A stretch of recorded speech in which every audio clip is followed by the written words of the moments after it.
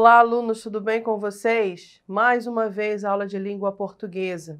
Eu sou a professora Renata e hoje nós vamos falar sobre mais um gênero textual muito utilizado pelos vestibulares, pelos bons professores de linguagem, né? E por todos aqueles que gostam de expressar a sua opinião.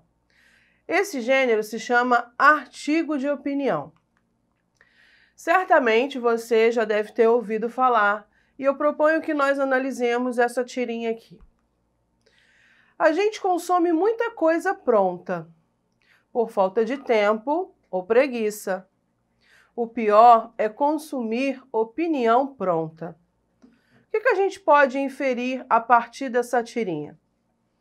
Que nos dias atuais, principalmente, é muito desgastante, é muito prejudicial às conclusões que nós temos que ter sobre a vida, sobre as nossas ações e as ações do outro, nós consumirmos a opinião dos outros, ou seja, de certa forma, nos manter meio que alienados. E o que quer dizer isso? Que é importante você ter o pensamento crítico e saber dar suas opiniões. Tá? Ah, professora, mas a senhora está falando de um gênero textual, e como é que a senhora está falando de nossas atitudes e de opiniões? Porque o texto, o artigo de opinião, eles são baseados em argumentos, fatos, né? E a partir deles nós expressamos nossas opiniões, construímos o nosso pensamento crítico.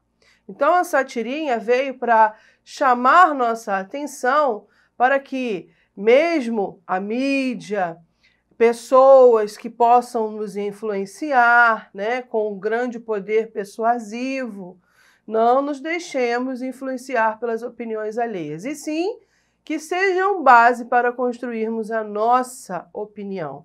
Como se diz, a nossa própria opinião. Certinho? Então, a partir disso, vamos tentar responder essas duas perguntas aqui.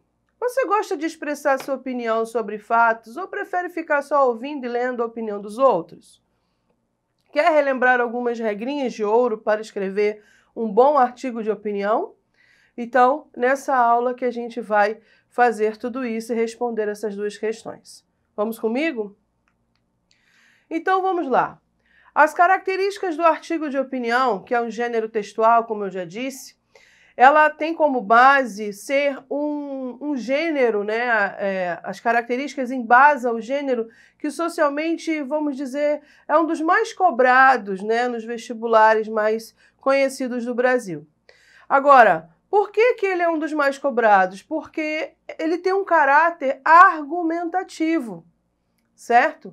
Possui uma linguagem formal, mesmo possuindo argumentos bases para que a gente possa construir o nosso, não tem marcas da oralidade. Deve ser construído com a base formal da língua, ou seja, a norma padrão, com todas as normas gramaticais brasileiras que a gente conhece, tá? Entretanto, abordando temas variados e de extrema relevância social, tá? E quais são essas principais características, falando em tópicos de maneira mais objetiva? O título, que é obrigatório, tem que ser criativo e chamativo. A linguagem, como eu disse há pouco, formal, baseando-se na língua padrão, sem desvios. O uso da terceira pessoa, tá, dos verbos leva a uma objetividade. E se você usar em primeira pessoa, vai levar a uma subjetividade. Lembrando que objetividade é como todo mundo vê e subjetividade é como eu vejo, certo? Depois, consequentemente, os verbos são conjugados no presente do indicativo. A relação sempre dos fatos é entre causa e efeito, tá? A ausência das marcas de oralidade reforça o que eu disse acima sobre a linguagem formal. A linguagem ela deve ser o quê? Contundente, objetiva, sempre com o objetivo de convencer o leitor. O contra-argumento, ele vem num texto de opinião, no artigo de opinião, para reforçar o argumento base, o argumento tese. E a ligação dos fatos com o passado tem que ser sempre no sentido de fazer o link para dar sentido ainda mais ao artigo de opinião. E por último, não menos importante, estabelecer um contato com o leitor, uma certa cumplicidade no que se diz respeito à leitura e os elementos da comunicação, tá? O emissor e o leitor, nesse sentido, se unem, fazem uma conexão através de um texto bem escrito, chamado artigo de opinião, certo? Como é essa estrutura? Para que vocês possam relembrar. Segue a seguinte estrutura. O artigo de opinião também, assim como a redação que você conhece, que você pratica na sua escola, tá? Ela tem a introdução, o desenvolvimento e a conclusão. E em cada uma dessas partes contém características importantes, como veremos em seguida com o texto que eu vou apresentar a vocês. No caso, o título, ele possui uma característica obrigatória, porque sempre vai chamar a atenção do leitor por ser criativo e chamativo, ou seja, vai incentivar o leitor a ler o texto na íntegra, certo? A assinatura do artigo de opinião também é extremamente importante, porque identifica o autor do texto, podendo constar na sua estrutura escrita, na sua forma, no início ou no final do artigo. Fica a critério de quem escreve, do articulista, tá? Então, vamos aí esmiuçar o que a gente acabou de ver. A introdução, tendo como base o texto que eu vou apresentar a vocês, portanto, preste atenção que a gente vai fazer um exercício sobre ele. Então, na introdução do artigo de opinião, refere-se à contextualização do tema que vai ser apresentado, que será discutido. O autor pode optar por apresentar um contexto histórico, tá? Para dar mais base, situar no tempo e no espaço. Ele pode citar uma música, ou um dito popular, ou até mesmo uma notícia de jornal recente, ok? Agora, eu vou apresentar a vocês uma introdução de um artigo que o posicionamento foi defendido de uma maneira muito clara. Preste atenção. O crescente aumento da mídia sobre o combate à pedofilia via internet e a recente apresentação do deputado federal Luiz Eduardo Grünwald, de São Paulo, a embaixada americana, de um documento que indica o Brasil no topo da lista dos cyberpedófilos, fazem refletirmos sobre o assunto. Ou seja, ele joga uma notícia fazendo alusão a um fato, alusão não, referência a um fato que existiu, e a partir daí as reflexões e os argumentos que ele vai embasar o texto. Continuando. Os dados apresentados nesse estudo são assustadores. Mais de 1.000 sites mensais são relacionados a este tipo de crime e 76% dos pedófilos do mundo estão no país. Olha que fato forte, tá? E contundente.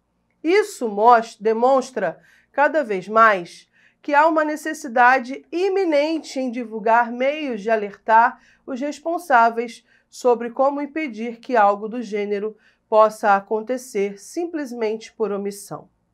Então, na Folha de Londrina, onde foi publicado esse artigo, cuja introdução acabei de ler para vocês. O desenvolvimento. Como que foi o desenvolvimento? Essa foi a introdução, agora o desenvolvimento.